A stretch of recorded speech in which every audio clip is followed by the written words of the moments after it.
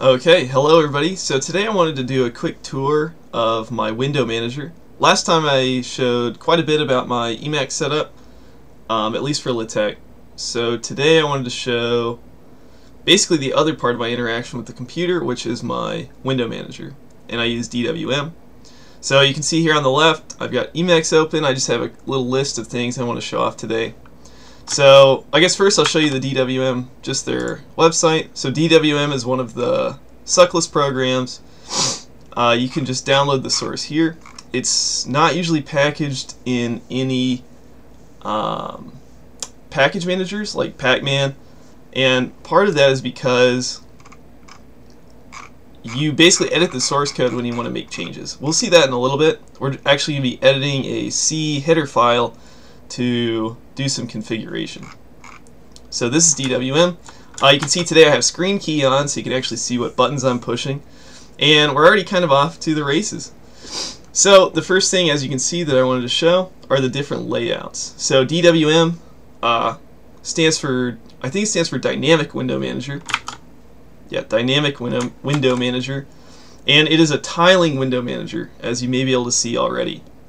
So what a tiling window manager does is it basically tiles all of your windows such that they're always on display. So you can see DWM by default uses this master stack layout. So basically the master pane is on the left, but you can configure all of this. Another popular thing about tiling window managers is how much you can configure them. So here you can see we've got, right now I just have two splits going. But you can see if I start opening more terminals, which I have set to Super T, it's going to push the old stuff onto the stack on the right hand side. And so I can just keep spawning that. It always keeps the master pane here on the left at full size.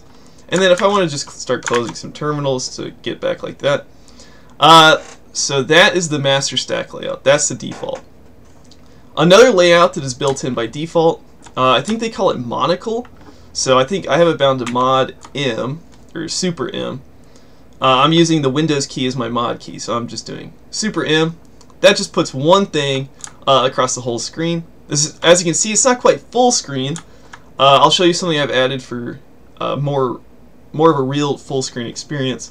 But here we can just use, I actually haven't shown these bindings in the master stack layout yet, but if you do super J, super K, you can go up and down the stack. So you can see that very clearly here in the monocle layout. So I have it set to mod or super shift T to put me back in the tiling layout. And you can see again, hopefully you can see I have like only a couple pixels around the windows that indicate where I am. But you can see that I can use the super J and K in this layout as well. The other layout, you can of course have floating windows. So the easiest way, I think you can either, I do mod F. Oh no, that's my binding for full screen. Let's see. Let's go back to tiling. So the easiest way I think to float things is just to do super left click. That will go ahead and pop it out of the tiling layout and float it into your screen. So once you've done that, you can do mod right click and shrink it a bit. So now we just have this terminal here. If I want to force it back into the tiling layout, I can use my binding mod shift T again. No, I think I have to do toggle floating, which is mod shift space. So you can see, you can basically customize it and have so many key bindings, and it can even be confusing for the person who wrote it. But that's really, I just need to work out my config a little bit better. Floating is not something I use very often at all. So those are the three major layouts. One layout that I've added myself, well, I added it as a patch. So the way DWM comes with very little functionality by default, but you can add patches that other people have written. So for example, I've added a 3-column layout, 3-column, which looks kind of like this. So you'll see over here I actually have 3 programs. So I have it bound to mod shift R. You can see that now there are 3 columns. And so now, if I use mod H to shrink the master pane, which is now in the middle, you can see it just shrinks that middle part. And then I can use mod L to widen it. And then again, I can go back to my tiling layout. And when you're in the tiling layout, mod H is a little bit more intuitive in that it shrinks the pane to the left. So these are basically just Vim keys, right? H is left, L is right. It just moves the side of your master pane left and right. So the other really cool thing about DWM, and what has made it virtually impossible for me to switch away from it, because I tried to switch to Xmonad a few weeks ago, and this is the thing that I spent hours trying to emulate, is that it doesn't actually have workspaces. It has these things called tags. So you can see up here at the top of my screen, there's 2, 3, all these numbers. So those are my tags. So if I visit 9, which is just an empty tag, you can see my desktop. I've got this background, which is actually a bit unusual for me. Most of my computers don't have wallpapers. And then I have all these other empty ones. The ones with these little squares are the ones that are actually occupied. We've been hanging out on the first tag and the third tag. So just switching between these with the mouse, or by clicking mod or super and the number, so I can jump back and forth. I can also switch between recent ones with super tab. So that looks a lot like just a normal workspace. But what's neat about tags is that we can do this. We can actually view multiple tags. So if I hit mod control 3, you'll see that I now have both 1 and 3 selected. Okay, and something else I can do, I can actually move something to multiple tags. So if I do mod shift control 3, now Emacs, this window right here, is actually on 1 and 3. So if I want to move it back, I can just do mod control 1. That will move it to... okay, good. Yeah, I did actually move it back. So that's really powerful. So when I was messing with Xmonad, it's pretty tightly constrained to the idea that one window goes on one workspace. And so if you try to switch to a window that's on a different workspace, it has to do something like it has to switch the workspace. And I have 2 monitors here, as you can probably tell from me looking over at OBS. And so when you have 2 monitors, it was really jarring for me trying to switch to a window that was on the other monitor, and it would move the whole workspace over. It was really confusing to me. DWM feels really natural in this way, using tags. So there we go. So we can go between 1 and 3. It looks like I still have this. Oh, I must have clicked the wrong binding. I need to move this back to 1. Okay. So now Emacs is back on 1 by itself, and 3 is over here. Okay. So I think that's most of what I wanted to show there. Master stack, mono, and floating layouts. And then I wanted to hit some of the highlights of tags. So yeah, view multiple tags. I showed you how you can move between them. Oh, and then how do you move a program between them? Is if you just hit super shift and then a number. So super shift 2, move that terminal over here. I can move it back with super shift 1. You can see that it emptied tag 2. Okay. So I think we've actually touched on most of the key bindings. So reorder windows. Yes, if you want to move, let's say I want to move this root terminal to the master pane, I can just hit mod enter. That moves it right to the top. One thing I would like to do, and something I plan to work on, is moving things just up and down the stack. I think the only thing built in by default is move something to master, which can be a little bit hard when you start to have a bunch of things open. Sometimes it'd be nice to shift one thing up. But I'm sure there are patches for that. I just haven't really looked around. Okay, so that's reordering windows. I showed how we can resize windows with just super H and L. We can switch layouts. I showed some of the bindings for that. I don't think those are the default bindings though, so don't take those to heart. DWM does have a nice man page it comes with, so I think this lists all of the default bindings. So when you first install it, if you don't know what to do, you can at least do that.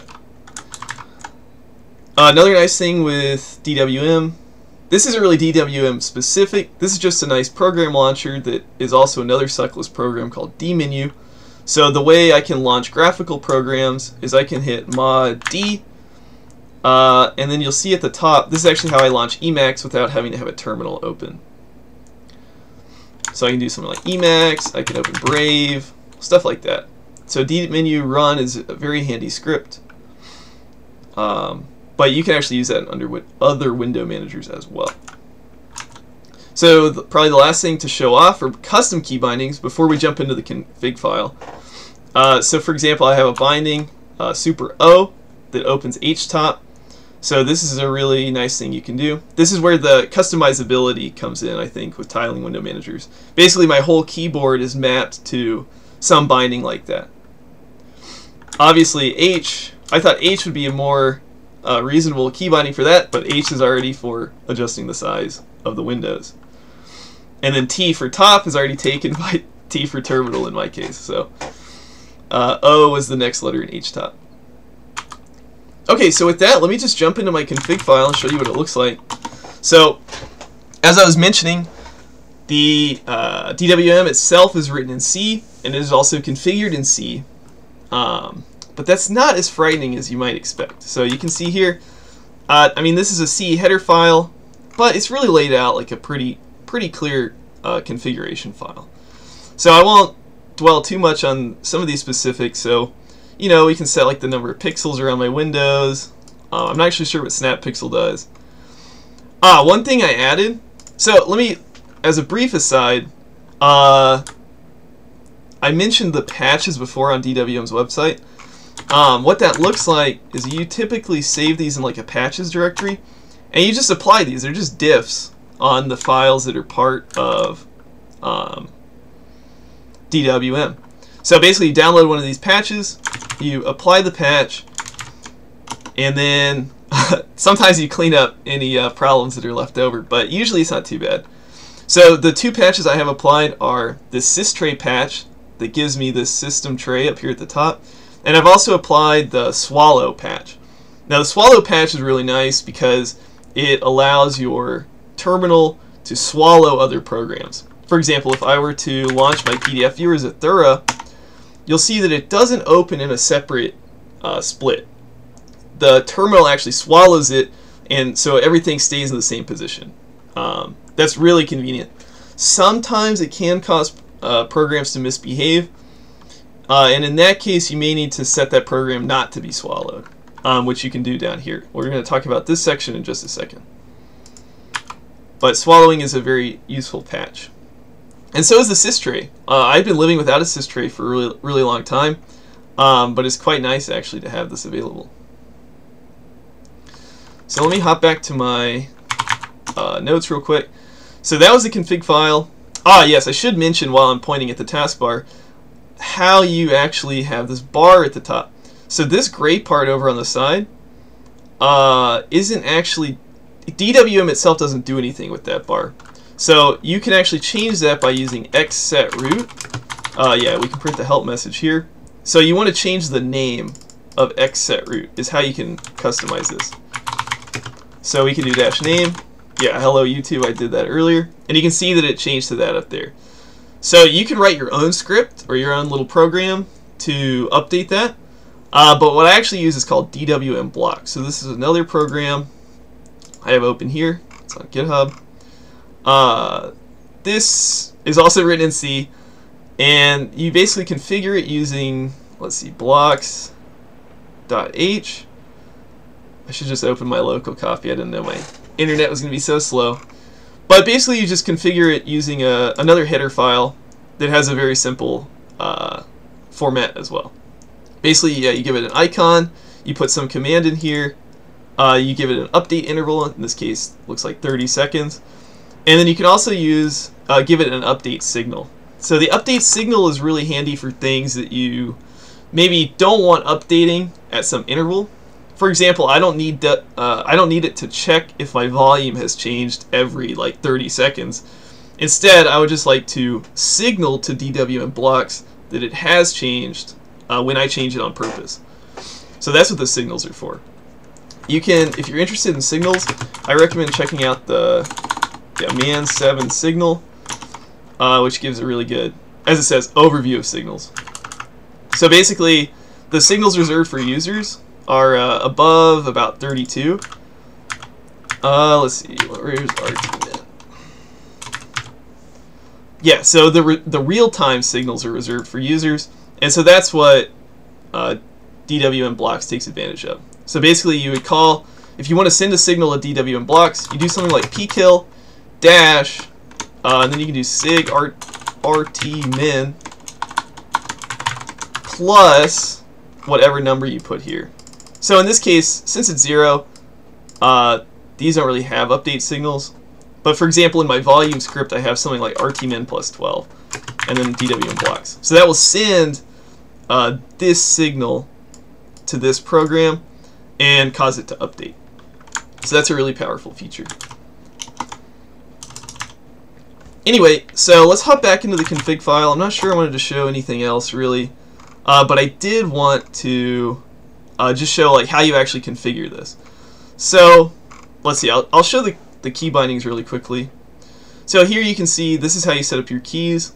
We've got mod B, I have to open my browser, mod shift B, I have to open an alternate browser that I don't actually have installed on this computer. Then I have some other stuff. So one thing I was mentioning, this is a C header file, so anything we change in here isn't going to take effect immediately. Actually, what we need to do is recompile, which is why I have this root terminal open. We need to recompile it, and then we also need to rerun DWM. So let me show you one of the issues that I want to take care of right now. Is if I restart DWM with mod shift Q, which is not the default binding, you'll see that it put all of my stuff back on the first tag, including OBS. So what I would really like to do is make it so that it always puts OBS somewhere else, such as my other monitor. I'll go ahead and move it over there for now. So the way we can do that, we can take advantage of this section right here. Well, actually, I need that back for a second. Let's move this back over here so you guys can see what I'm going to do. So, as it kind of indicates here, we can use xprop to extract some of these properties from a window. And then I can add specific rules for those windows. So let me just get one more terminal. I'll go ahead and use xprop on OBS. And now I can move OBS back off the screen. And I'll move this to a different tag. So we want to add a rule basically for OBS. It looks like my screen key did die, but hopefully you guys can get the idea. I'll go ahead and zoom in a little bit here. One more. There we go. Okay, so what's the class for OBS? It's probably something like OBS. Yep, it's just OBS. So, just as an example, the capitalization can be a little bit surprising. So I think this Firefox one is left in here as an example. It doesn't actually apply to Firefox because Firefox's actual class name is lowercase f. So I'm going to add OBS tags mask. We're actually going to leave the tags mask alone. What you can do here, for example, in the Firefox example, this is sending Firefox to tag 9. So you're shifting your tag 8 to the left, which puts it on the 9th tag. I was looking at that a little bit before this video. So one problem is that I just copied this from terminal, or from ST. So we want to change is terminal back to 0. No swallow should be fine. Yeah, that's the same as all of the others. No swallow. Yeah, and then I'll go ahead and change this to monitor 1. So as I was mentioning, just saving it's not going to have any effect. What I really need to do is go back to my root terminal, and I'm going to need to make clean install this. You'll see, yeah, there's a warning about toggle bar because I actually don't have that bound. And now if I do mod shift Q, you do not see OBS, so that's great. I can deal with the other minor annoyance of having to move the stuff on the right monitor back, but at least OBS didn't pop back up over here. So that's basically the workflow for changing stuff in DWM and DWM blocks, if you end up using that. In light of that, one thing I will note is that it's often more convenient to put things, to put scripts in your key bindings instead of explicit commands, because if you make a mistake in your command, you have to recompile, restart DWM, rearrange all your monitors for it to take effect. Whereas if you just put the path to a script in one of your key bindings, for example my MPV script, then you can, as long as you get this path right, all you have to do is actually edit that script directly. So that's just a tip for configuring this stuff. And yeah, I hope you guys give DWM a try. Hopefully you learned something about it today. And let's see, if there's any interest, I'd be glad to do a full video on DWM blocks itself, where I actually walk through some of my scripts and configure it directly. So anyway, hope you guys enjoyed the video, and I'll see y'all next time.